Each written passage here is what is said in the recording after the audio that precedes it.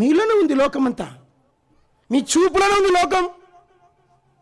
చక్కగా చూసేకి రాదు మీకు. ఎంత భయంకరంగా తెలుసు లోకం. సంఘం అంతా ఏమొచ్చేసింది ఇప్పుడు? లోకం వచ్చేస్తుంది. కనపరుచుకోవాలి. లోకం భయంకరం.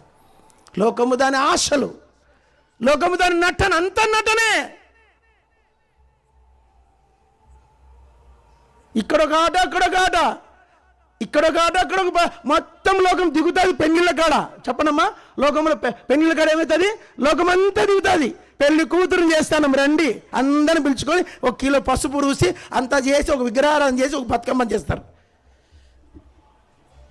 మళ్ళీ దానికి పాస్టర్ వచ్చి ప్రార్థన చేయాలా. మీ లోకానికి తెలుగులోకి సామెత ఉంది, తిలా పాపం తలా పిడికడు.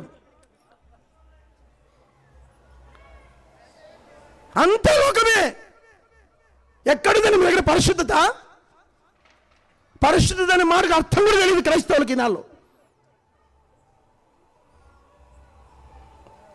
దేవుని మీద ఆధారపడేది లేదు. నువ్వు ఈ చర్చిలో కూడా ఎన్ని మాట్లాడకూడదు, చెప్పకూడదు, వినకూడదు, చెవులు మూసుకోవాలంతే.